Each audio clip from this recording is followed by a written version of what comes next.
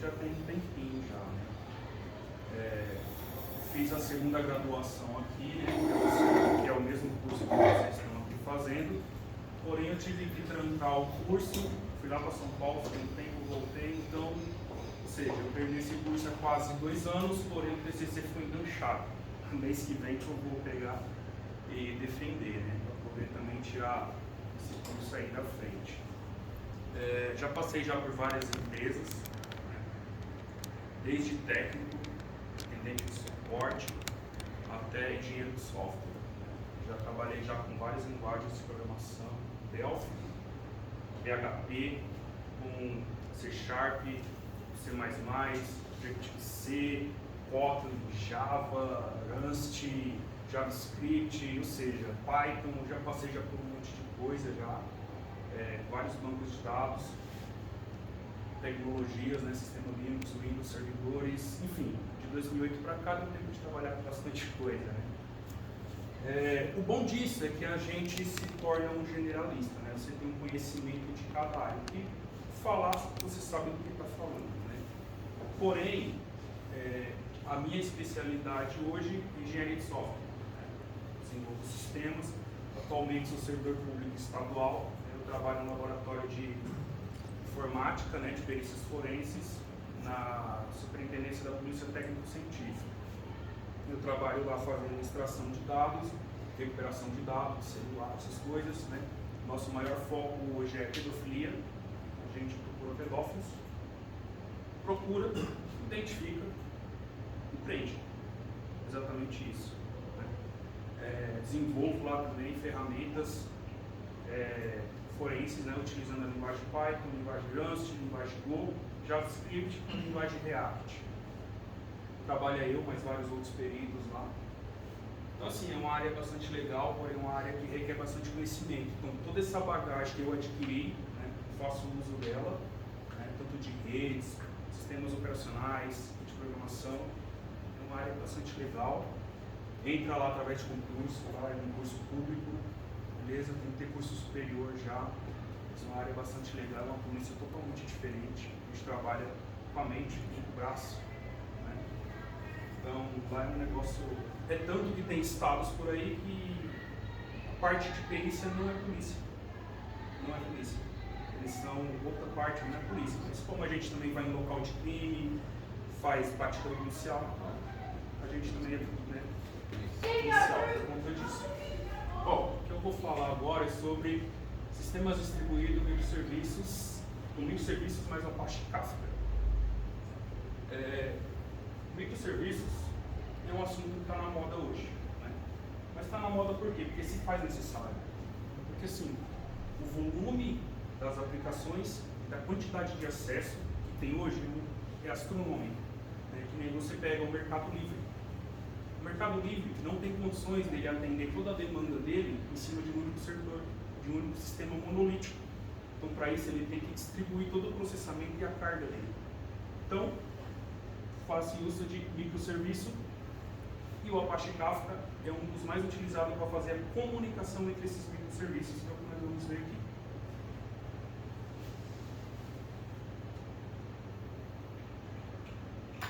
Bom, como que nós vamos começar? Tá? Assim, eu não quero ser muito técnico para não deixar um negócio muito cansativo, então eu vou trabalhar em cima de um caso de uso de uma loja hipotética. Digamos que a gente tem o lojão do 10, né, que é uma loja virtual B2C, ou seja, o e-commerce, onde o vendedor vai lá, coloca o produto dele, o consumidor final, no caso nós, vamos lá, acessa a página e faz a compra. Só que nesse caso de uso, o nosso lojão do 10, ele recebeu um aporte milionário de investimento e publicidade. Ou seja, a gente tinha um sisteminha, uma lojinha, algum investidor maluco foi lá, viu, gostou e colocou dinheiro para isso crescer. Então, depois que tiver a publicidade, o volume de acesso vai ser muito alto. O que a gente vai fazer para esse serviço não cair de primeira, não ficar fora, né? E outra, precisa escalar para aumento de demanda. Então, vamos lá no nosso cenário aqui. Esse é o cenário atual que a gente tem, né? Sistema monolítico e o sistema síncrono. O que isso quer dizer? Monolítico é um um sistema só que cuida de todas as rotinas do sistema, ou seja, desde o catálogo de produto, carrinho de compras, pedido, cadastro do usuário, né, processamento do pedido, detecção de fraude, reserva de estoque, ou seja, um sistema só faz isso tudo. E por que síncrono?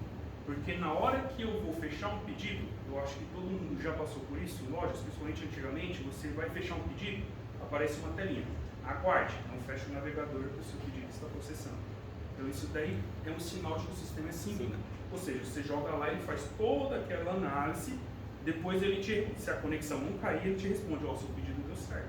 Se a conexão cair, já foi, você vai ter que refazer tudo de novo.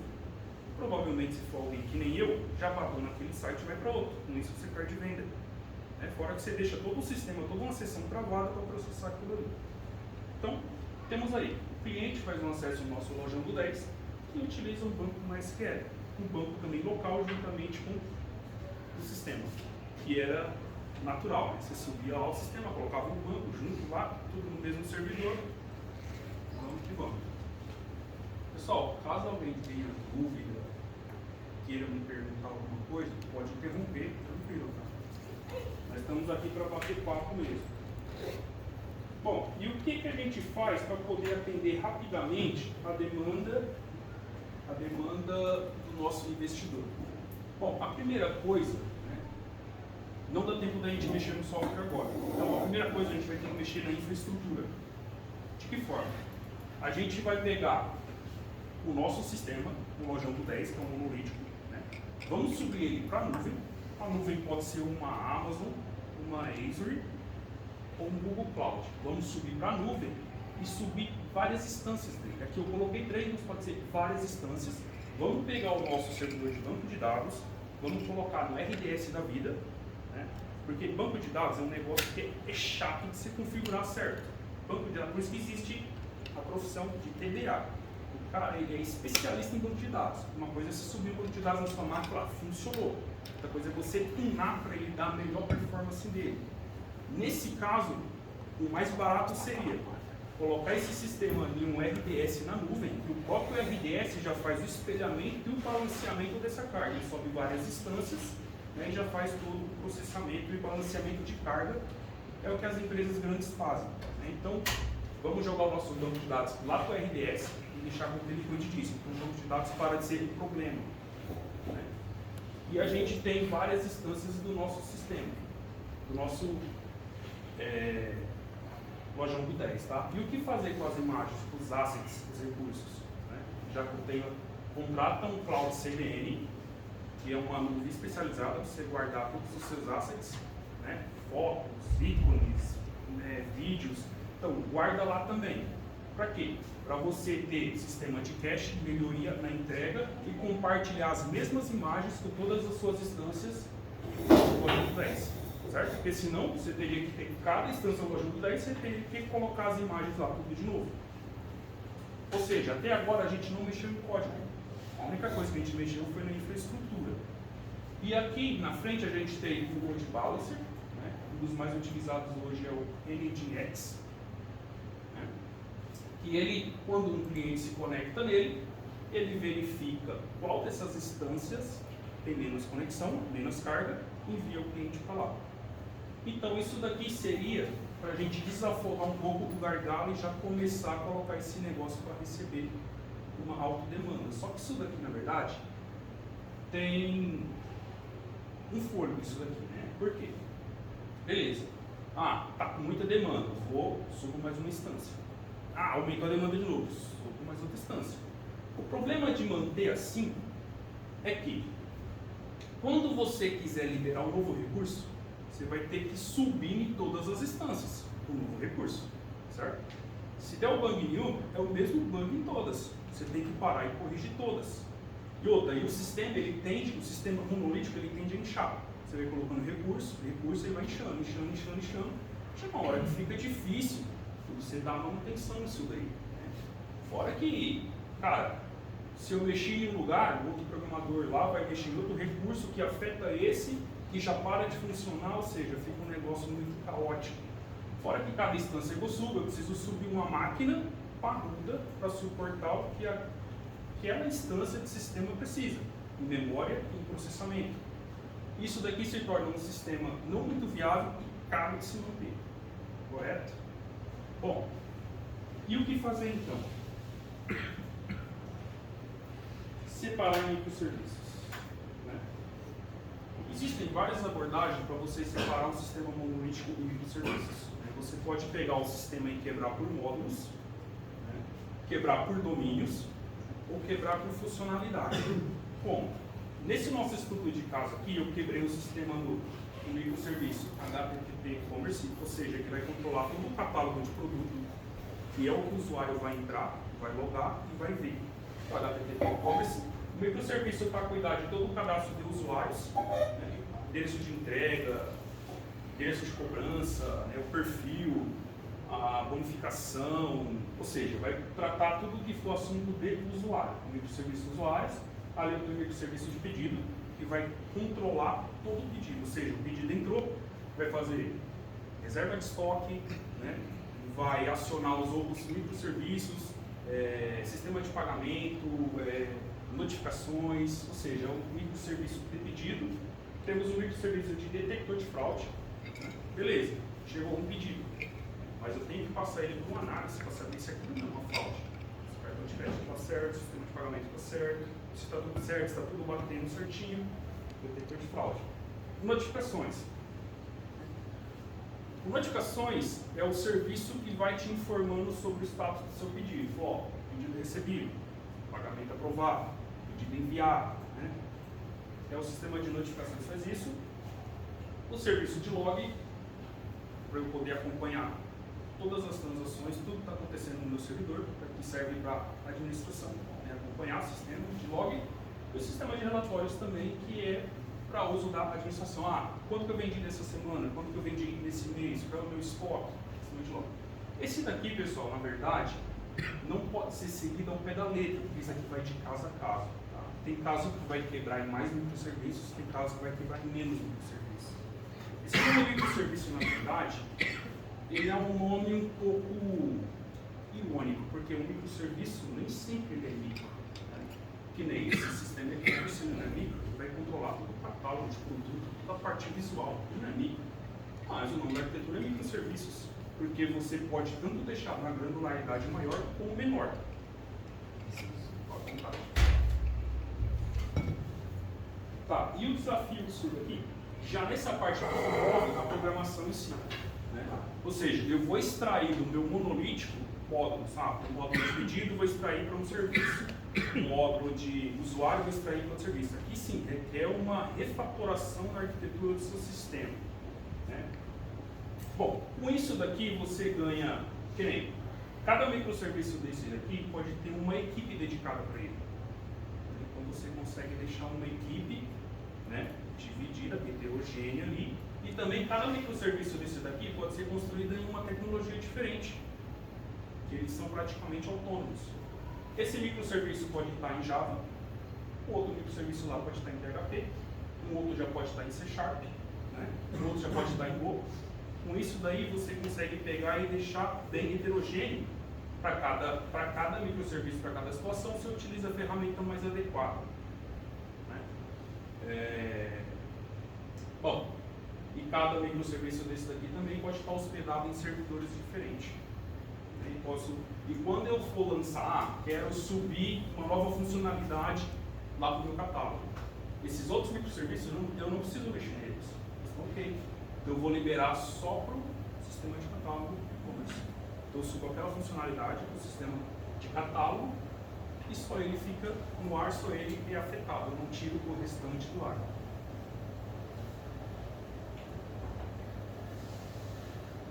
Bom, o segredo do microserviços é a comunicação. Como que os microserviços vão se comunicar? Existem duas abordagens. Tá? Existe a abordagem síncrona, comunicação síncrona, existe a abordagem de comunicação assíncrona. No nosso caso aqui vai ser a comunicação assíncrona, tá? Mas como seria a comunicação síncrona? Ou seja, cada serviço desse daqui que precisa de uma informação, de um processamento que está em outro microserviço, então ele faz uma chamada para uma API daquele microserviço e espera a resposta. Ele chama e espera a resposta. Como uma função. Eu chamo a função, passo os parâmetros e espero o retorno dela. Isso daí é um processamento síncrono. Então, para isso daqui você pode utilizar o protocolo HTTP através de uma API RESTful, utilizando JSON. E mais atualmente, o que o mercado usa é chamada via gRPC, que é baseado no antigo RPC, que é Remote Procedure Call, ou seja, chamado procedimento remoto, né, que foi criado pelo Google, por isso que é Google Remote Procedure Call, que ele faz uma chamada com protocolo binário, né, ele pega toda aquela informação, transforma em binário e manda, então a informação fica leve e o processamento é rápido, é dado um processamento síncrono. Mas a maioria dos casos, principalmente tratando-se de uma loja que nem essa daqui, o processamento ele é assíncrono, ou seja, é através de fila de evento. Né?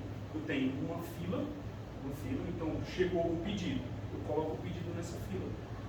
Esse pedido ele fica na fila, esperando que outro microserviço consuma esse pedido e faça o processamento dele.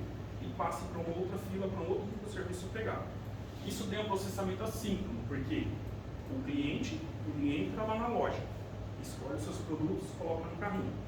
Colocou no carrinho, ele manda fechar o carrinho e transformar em pedido. Beleza, ele pega aquele pedido e coloca dentro de uma fila e fala assim, ó, seu pedido foi recebido e aguarde notificação.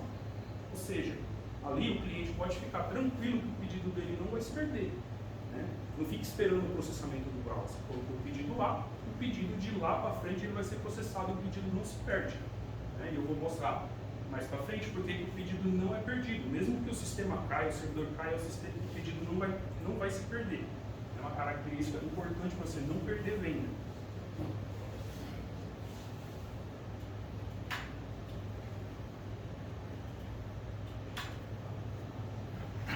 Aqui, como que uma fila de evento funciona? No caso aqui, pessoal, a gente vai falar sobre o Apache Kafka. Tá? Também tem outras filas, tem o Amazon SQS, tem o RabbitMQ, mas a gente vai falar sobre o Apache Kafka, que ele é um dos mais utilizados. Né? E é um sistema que, cara, o Nubank utiliza, Banco Itaú utiliza, Mercado Livre utiliza, o LX, né? Americanas, o Submarino, a Amazon, o negócio é muito versátil e poderoso. Bom, o sistema de fila ele funciona da seguinte forma. Eu tenho os produtores que vai produzir conteúdo para aquela fila, eu tenho os consumidores que vão consumir os dados daquela fila. E eu tenho os tópicos. Né? Eu tenho um tópico, que nem eu tenho um tópico de pedido, ou novo pedido, um tópico de novo pedido. E dentro do meu tópico de novo pedido, eu posso ter várias partições ali dentro. Imagina que eu tenho uma canaleta. Uma canaleta, que nem essa daqui. Canaleta. Canaleta seria um tópico. E dentro dela tem vários cabos de rede passando. Cada cabo de rede seria como uma partição. Correto? Tópico e as partições. Então os computadores que conectam naquela ponta, digamos que é o produtor. Está mandando informação pelo cabo de rede que é a minha partição pelo meu tópico, que é essa canaleta. E esse computador está consumindo as informações, né, daqueles cabos de rede que estão chegando. Então, é basicamente isso daqui. Então, eu tenho partições, eu posso ter várias partições. Né? Ou seja, eu posso ter um número ilimitado de tópico, eu posso ter um tópico de pedido, um novo usuário, pagamento, relatório, processamento. Cara, eu posso ter vários tópicos que, se faz necessário, eu vou poder fazer a comunicação entre os meus microserviços. E dentro de cada tópico, o Apache Kafka, ele me permite ter até 100 mil partições. 100 mil partições. E essas partições, na verdade, elas servem para fazer um balanceamento de carga. Né? Como? Aqui eu tenho o e-commerce, a instância 1, né? Eu tenho 4 instâncias do meu microserviço que faz o balanceamento da minha carga. E aqui eu tenho o e-commerce 1. Né? O e-commerce 1 recebeu um pedido do tópico, então ele manda esse pedido do tópico pedido. E no tópico pedido, automaticamente o próprio Kafka seleciona para qual partição tem menos dados lá. Então ele manda para a partição que tiver menos dados. No caso ele mandou para a partição 1. E tem o meu microserviço de pedidos, que está recebendo os pedidos e processando. Então, automaticamente também, ele seleciona, ele faz um balanceamento de tópicos. Ou seja, se eu tivesse 4 microserviços de pedido, cada um estaria lendo de uma partição diferente. Como eu tenho só dois, ele balanceia. O pedido 1 lê das duas partições primeiras e o pedido 2 lê das duas partições últimas.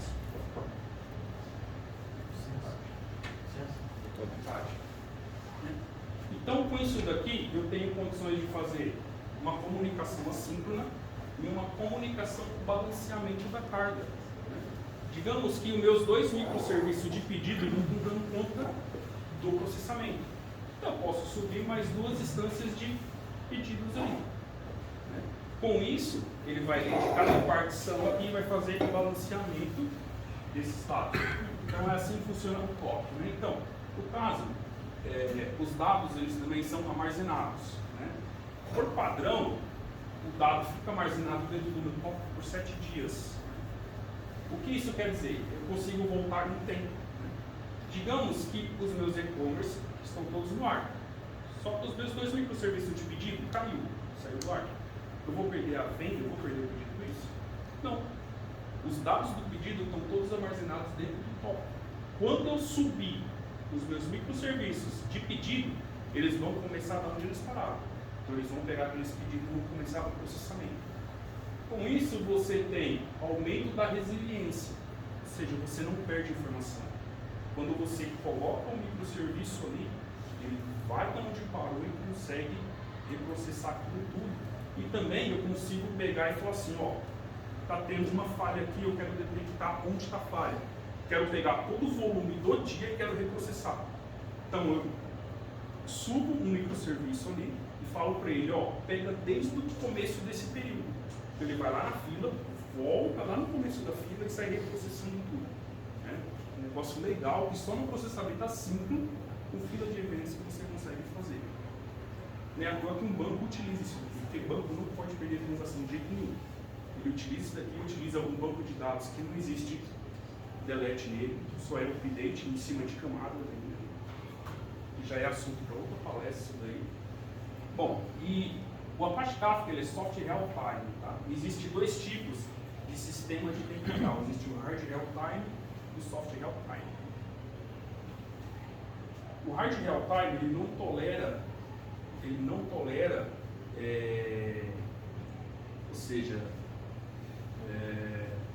ele não tolera pausas, né? Ou seja, ele tem que fazer o processamento, sem interrupção, né? Que é muito utilizado em sistema de controle aéreo, né? Ou seja, medicina, ou seja, não pode ter interrupção. O soft real time ele aceita uma interrupção pequena, porém a interrupção do Apache Kafka está na casa do milésimo do segundo, então é praticamente imperceptível. Você coloca um dado aqui no produtor, o consumidor pode estar no outro lado do mundo. Uma coisa de milésimos de segundo, o consumidor vai receber esses dados. E um negócio interessante, o produtor pode estar aqui no Brasil, o consumidor pode estar lá na China. Eles vão se comunicar. Não precisa estar dentro de uma mesma subrede para poder se comunicar. E também o Kafka tem uma vasta documentação. Se você entrar lá no Google, colocar Apache Kafka, cara, vai aparecer muita documentação. E isso daí é uma tendência que o mercado está utilizando cada vez mais. Microserviços e a comunicação entre eles através de uma fila de eventos. Bom, então, como que fica o nosso sistema, né? Depois de toda a refatoração dele? Então, aquele sistema monolítico, né?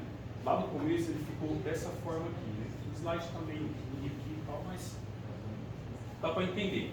A gente tem os nossos clientes que se conectam no load balancer. O load balancer pega essas conexões, distribui entre esses 4 microserviços de e-commerce para o nosso catálogo de produto. Esse e-commerce faz a comunicação para mostrar imagens, vídeos e tal através de uma Cloud CDN. Ele também faz comunicação com meu cluster de banco de dados, né? E ele também faz a comunicação através desse cluster de Kafka. O próprio Kafka também se pode subir várias instâncias dele e ele replica aqueles tópicos, né? Ele faz um espelhamento para que realmente não haja perda de informação, né? Então ele também, todos os pedidos, os clientes novos, carrinho que chega, ele comunica para a fila, né?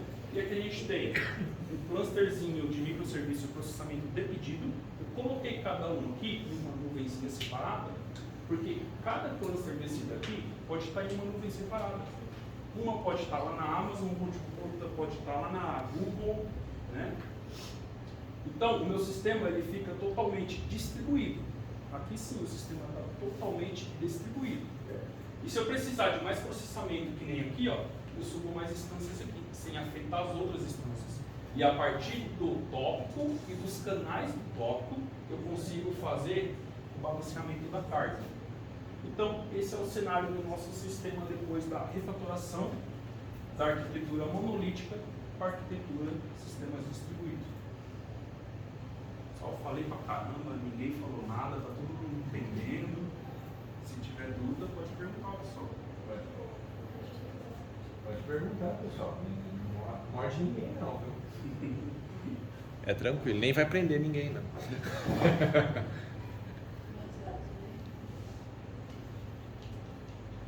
Notem que é uma arquitetura, pessoal, que ela pode crescer a qualquer instante. Por quê? Porque como tem vários microclusters, qualquer momento, alguma delas estiver dando falta, eu só vou lá e subo mais uma instância.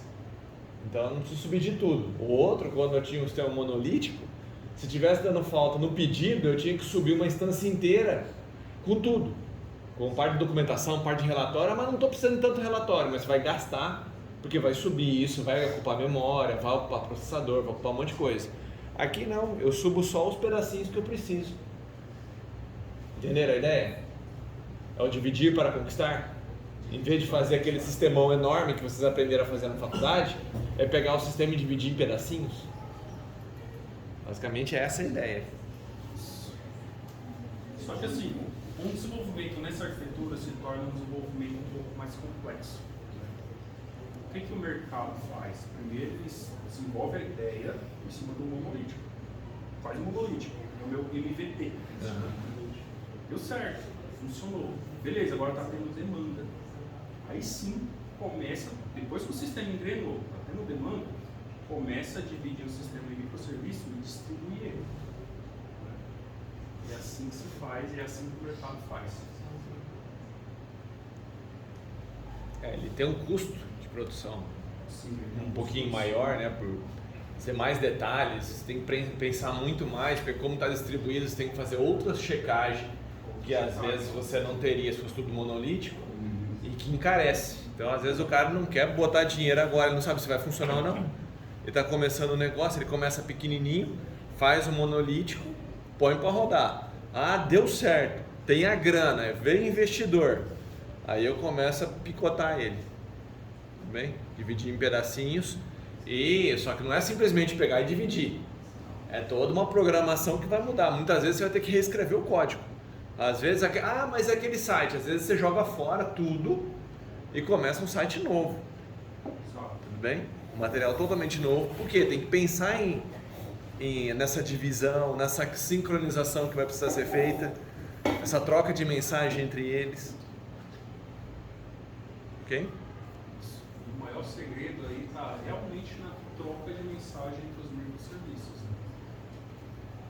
É o maior segredo. Né? Que nem aqui, na verdade, isso daqui, pessoal, é arquitetura microserviço básica. Isso aqui é uma ideia geral. Tá? Porque existem sistemas, né, que eu já vi que eles vão além. Cada microserviço desse tem o seu próprio banco de dados. Imagine, cada instância dessa tem o seu próprio banco de dados.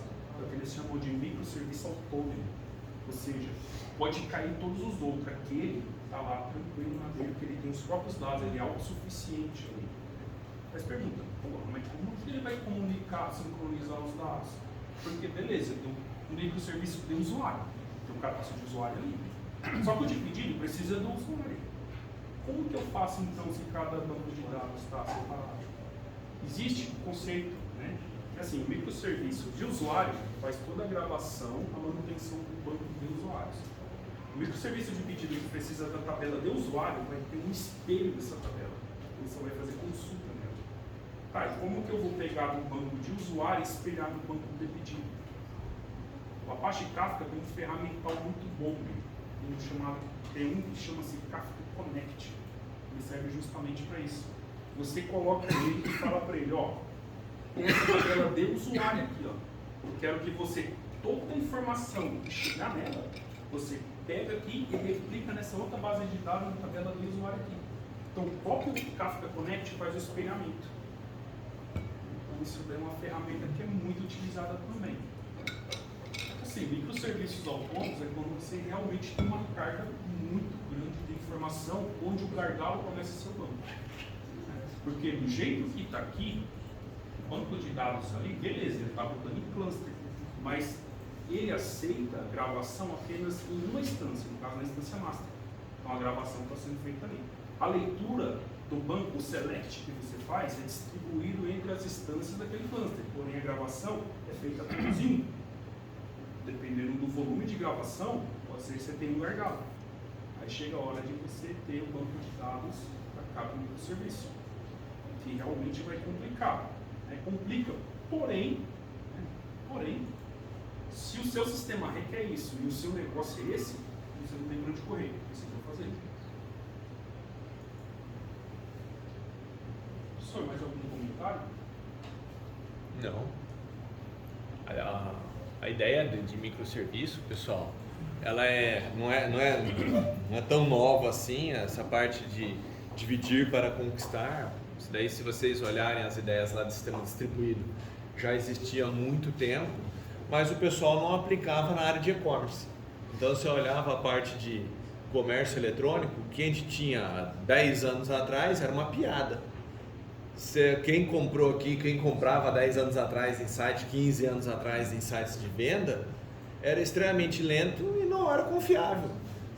Quantas vezes eu já estava fazendo pedido de alguma coisa, dava um problema, caía tudo, você perdia tudo e ia começar a venda tudo de novo. Principalmente quando chegava essas épocas que tinha algum tipo de promoção, ficava um pouquinho mais barato, alguma coisa, que muita gente entrava, o sistema não era preparado para um volume muito grande, era um único sistema com tudo, o sistema não aguentava cair.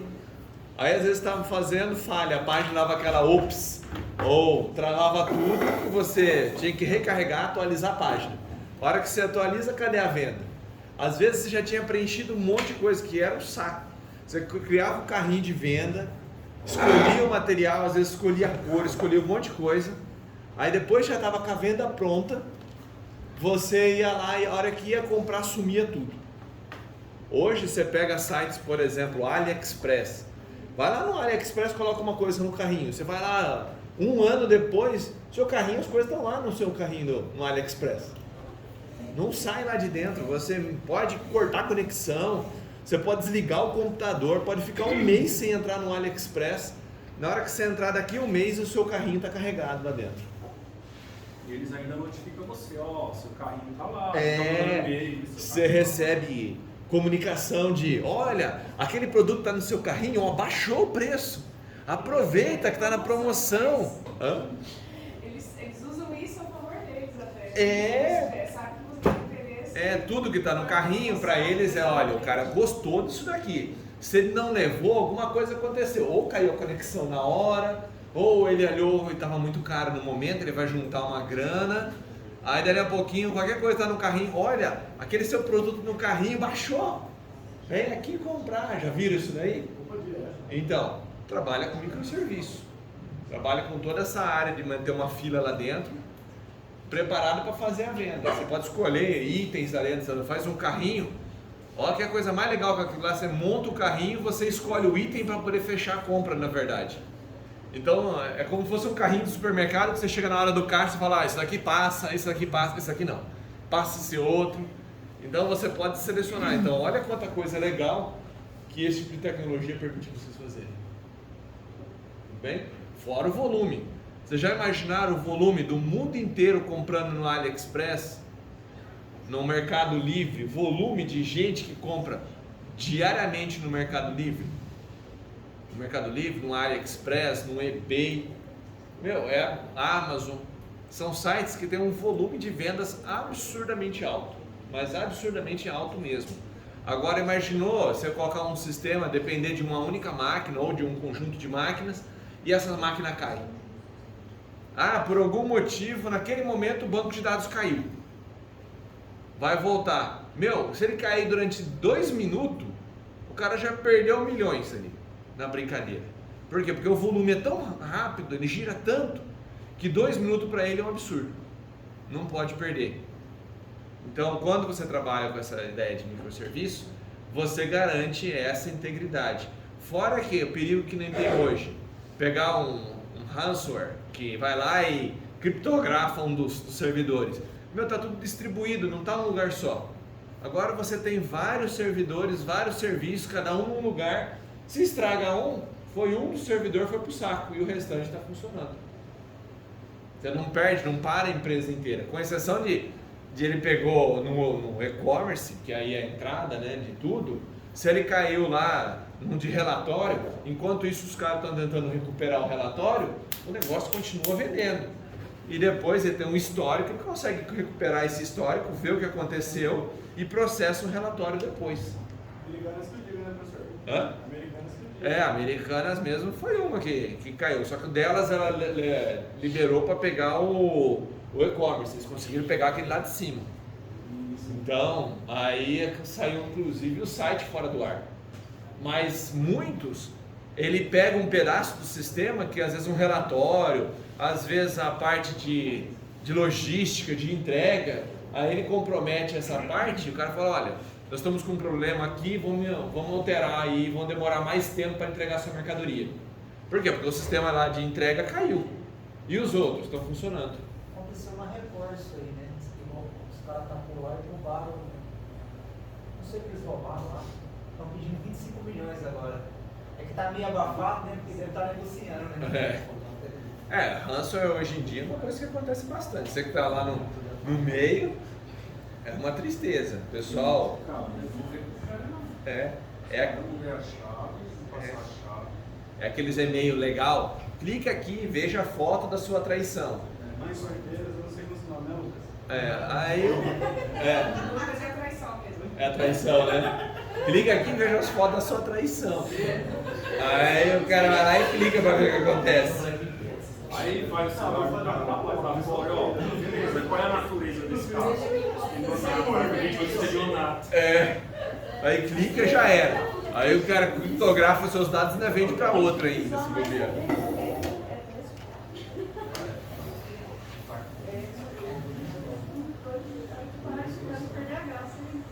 Só aqui, na verdade, isso aqui é uma solução um pouco mais técnica, tá? Mas eu achei interessante porque, assim, por enquanto a gente falou de loja virtual.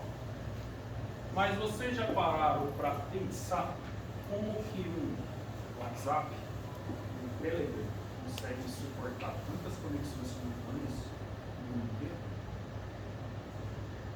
O WhatsApp, mesmo cada servidor deles, consegue segurar 2 milhões de conexão simultânea. 2 milhões de conexão simultânea. Cara, você usa pra caramba, por servidor.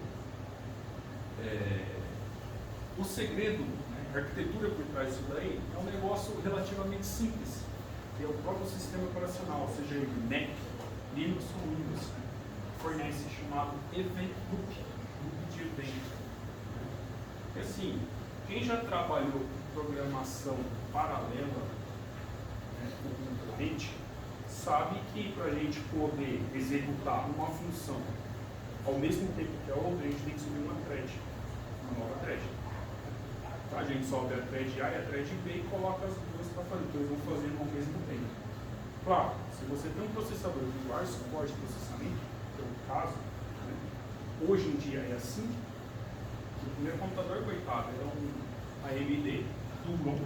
Um processadorzinho só dava para botar um novo nele de tanto que ele esquentava. Nesses casos, nem esse daqui é um computador fraco, por não ser que tem 4 cores de processamento nele. Ou seja, ele consegue trabalhar em paralelismo real em 4. Ele tem 4 cores. Né? No caso, se eu subir 4 threads, então cada thread vai para um core desse daqui. Ele executa paralelamente. Caso eu suba 8 threads, apenas com um processador de 4 cores. Beleza, 4 threads vão rodar paralelo e 4 threads vai rodar concorrente. Porque o que ele faz, o escalonador, né, ele fala assim, ó, executa um pouquinho essa, agora executa um pouquinho essa. Então ele fica executando um pouquinho cada um. Só que ele escalona tão rápido que a impressão que a gente tem está rodando tudo ao mesmo tempo. Que é o conceito dos novos sistemas operacionais, grupo de tarefas, grupo de processos. Então, baseando-se nisso daí, existe um conceito dentro do sistema operacional chamado de event loop, né, ou laço de eventos, né, onde você pega uma conexão TCP/IP normal, que é um socket. Então você insere a conexão, ao invés de você abrir uma nova thread para cuidar daquela conexão, você registra ela no sistema de pool, event loop do seu sistema operacional. E fala assim para ele, flow sistema, é o seguinte, fica observando essa conexão diretamente no driver da placa de rede. Quando chegar dado, você me avisa. E como que o sistema operacional ele vai te avisar? Ele vai te avisar através de uma função. Você deu uma função chamada callback, você registrou essa função juntamente com essa conexão.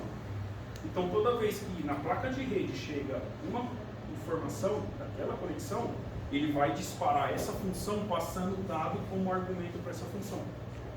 Isso daí no Linux é chamado de epool. No Linux é epool, no Windows é IOCP.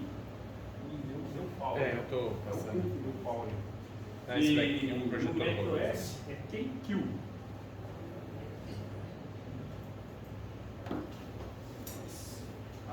Que nem, é o esquema desse gráfico aqui, né? Então, tem lá uma conexão que chegou no meu servidor. Então eu pego essa conexão e registro ela, registro a nova conexão, o socket dela, juntamente com uma função de callback, registro ela dentro do sistema de event loop do meu sistema operacional. Aqui eu tenho as placas de rede e aqui eu tenho o pool de conexão que é gerenciado pelo sistema operacional, tá?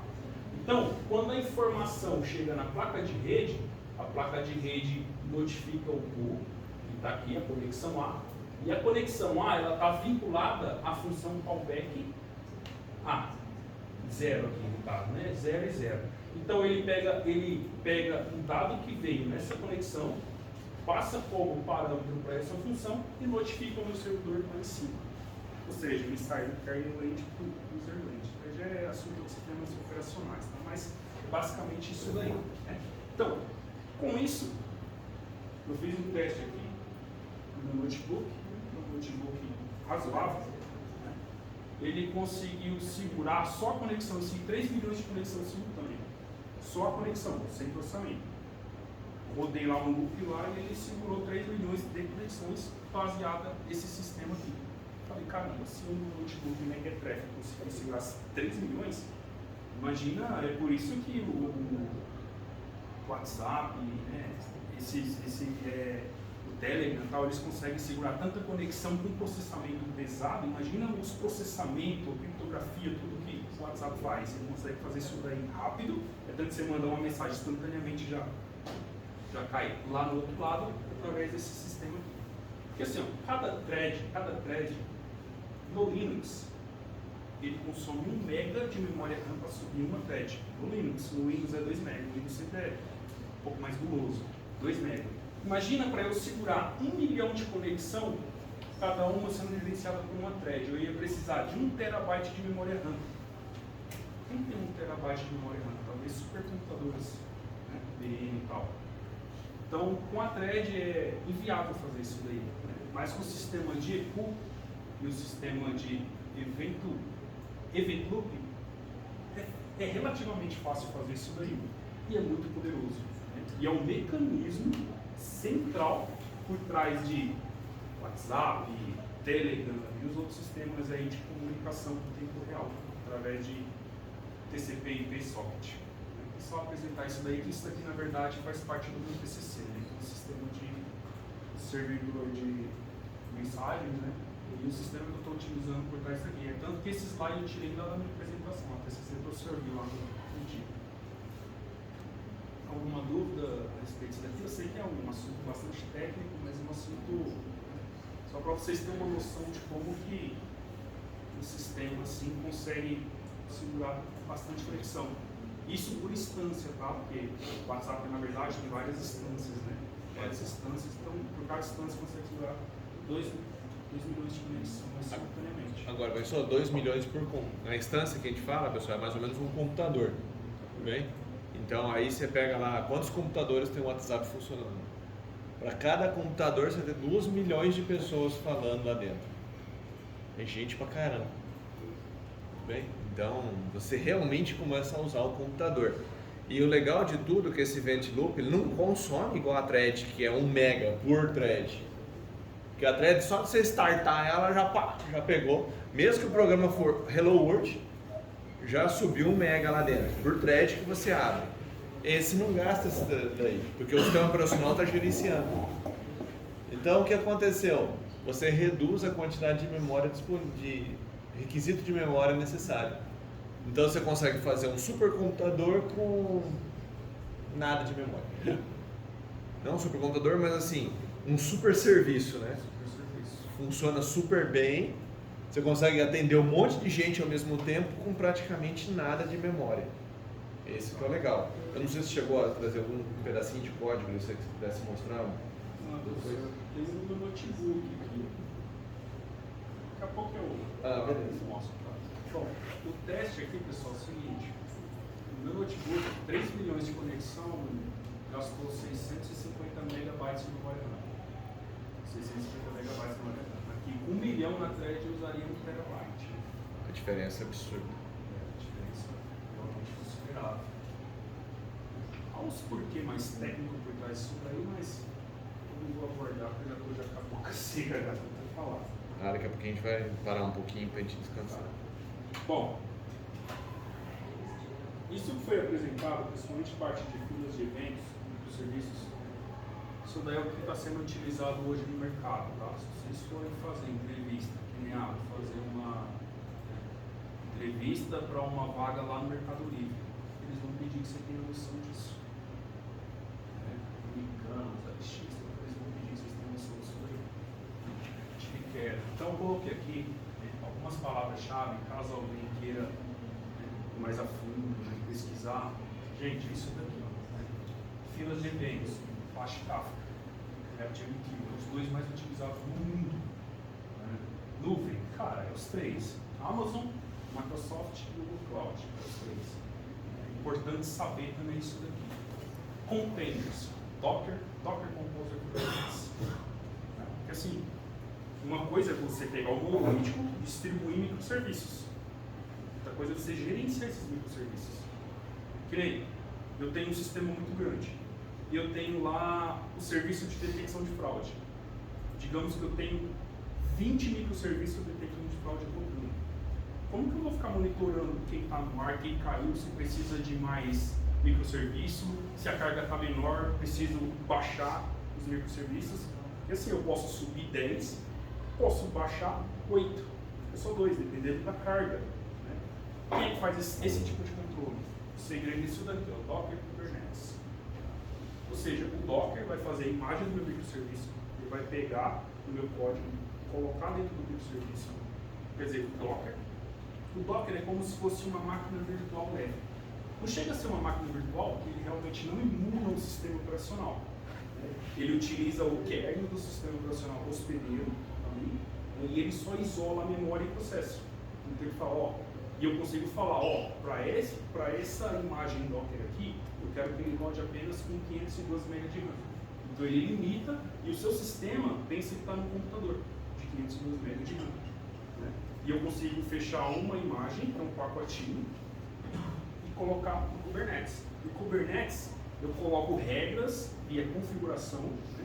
No Kubernetes, eu falo para ele assim, tem aqui o Kubernetes, e o Kubernetes, você tem 5 servidores. Você tem 3 na Amazon, 2 na Google. E você tem todas essas imagens aqui, eu quero que você faça uma distribuição entre esses servidores para mim. Né? E quando a carga do serviço de detecção de fraude aumentar, você sobe até 10 instâncias. Quando diminuir, você reduz 8. Então o próprio Kubernetes faz esse gerenciamento para você. Uma instância deu falha e caiu. Automaticamente ele sobe outro. Né? Tá dando sobrecarga, ele vai subindo mais. Reduziu a carga, ele tira. Então isso daqui também é extremamente importante para você não ficar louco gerenciando, porque realmente é humanamente possível. Você ficar toda hora olhando quem está no ar, quem está, Não, tem um serviço que faz isso, e um serviço mais utilizado é o Next. Proxy Reverse e Load Balancer. Isso daqui também é um segredo por trás, porque eu tenho vários microserviços. Tá, mas como que eu vou saber que o meu cliente chegou para qual que eu vou mandar? Proxy Reverse e Load Balancer. O mais utilizado é o Nginx.